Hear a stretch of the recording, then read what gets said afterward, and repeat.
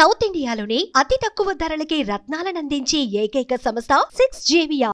నమస్తే, welcome to Suman TV. ఏపీలోని auto డ్రైవర్లకు శుభవార్త. ముఖ్యమంత్రి చంద్రబాబు నాయుడు గారు దసరా కానుక ప్రకటించిన విషయం కూడా మనకు తెలుసు.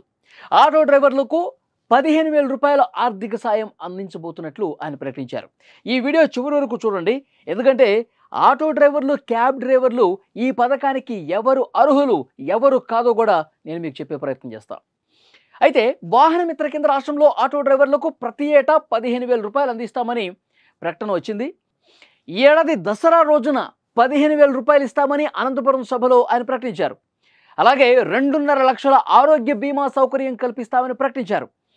ఎన్డీఏ ప్రభుత్వం అనంతపురంలో సూపర్ 6 సూపర్ హిట్ సభను కూడా నిర్వహించి ఆ సభ సక్సెస్ అయింది. అదే సభలో ఆటో డ్రైవర్ల సంక్షేమం కోసం సీఎం 15,000 రూపాయలు అందిస్తామని ప్రకటన చేశారు. ఇక ఏపీలో స్త్రీ శక్తి పథకంలో భాగంగా మహిళలకు ఉచిత బస్సు ప్రయాణం కల్పిస్తున్న విషయం మనకు తెలుసు. ఉచిత బస్సు పథకం అమలుతో ఆర్టీసీ బస్సులో ఆక్యుపెన్సీ పెరిగింది, మహిళా ప్రయాణికుల సంఖ్య పెరిగింది.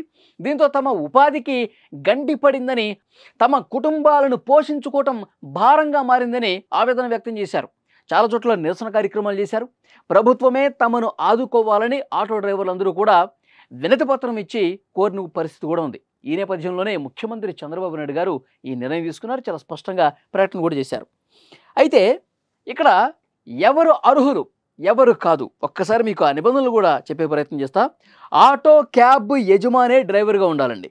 ఎవరైతే ఆటో క్యాబులు తోలుతారో దానికి వాళ్ళే ఓనర్స్ అయి ఉండాలి, వాళ్ళే డ్రైవర్ అయి ఉండాలి. ఇతర గూడ్స్ వెహికల్స్ ఉంటాయి కదా, గూడ్స్ సరుకులు తీసుకెళ్లే వెహికల్స్, వాటికి ఏమాత్రం కూడా ఈ పథకం వర్తించదు.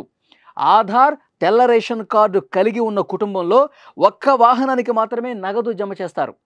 ఎవరైతే పథకానికి అర్హులంటే తెల్ల రేషన్ కార్డు ఉండాలి, అలాగే ఆధార్ కార్డు కలిగి ఉండాలి. ఆ కుటుంబంలో ఒకరికి 3-4 వెహికల్స్ ఉంటే రాదు, ఒక వెహికల్కి మాత్రమే ఆ కుటుంబంలో వస్తుందన్నమాట.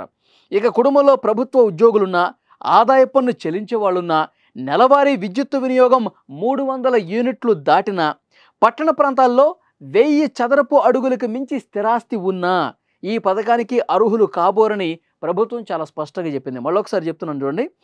ఆదాయ పన్ను చెల్లించే వాళ్ళున్నా, ఇంట్లో గవర్నమెంట్ ఉద్యోగులున్నా, నెలవారీ విద్యుత్ వినియోగం 300 యూనిట్లు దాటిన, పట్టణ ప్రాంతాల్లో 1000 చదరపు అడుగులకు మించి స్థిరాస్తి ఉన్నా కానీ ఈ పథకానికి అర్హులు కాదు. అంటే పేద మధ్యతరగతి ప్రజలకు మాత్రమే వర్తిస్తుంది, వాళ్ళు మాత్రమే దీనికి అర్హులు. వాళ్ళకే కొంత ఇబ్బంది ఉంటుంది కాబట్టి వాళ్ళ జీవనోపాధి మెరుగ్గా ఉండటం కోసం ప్రభుత్వం ఈ పథకాన్ని తీసుకొచ్చింది. కాబట్టి అర్హులకు మాత్రమే అందజేస్తామని చెప్పారు. మరి గతంలో జగన్మోహన్ రెడ్డి గారు ఉన్నప్పుడు సేమ్ ఇదే పథకాన్ని అమలు చేశారు. ఆల్రెడీ ఒక లిస్ట్ ఉంది, ఆ లిస్ట్ని మళ్ళొకసారి పరిశీలిస్తారు. నిజంగా వీళ్ళల్లో అర్హులు ఎంతమంది ఉన్నారు కాదని చెప్పి ఈ ప్రభుత్వం కూడా ఒకసారి పరిశీలన చేస్తుంది.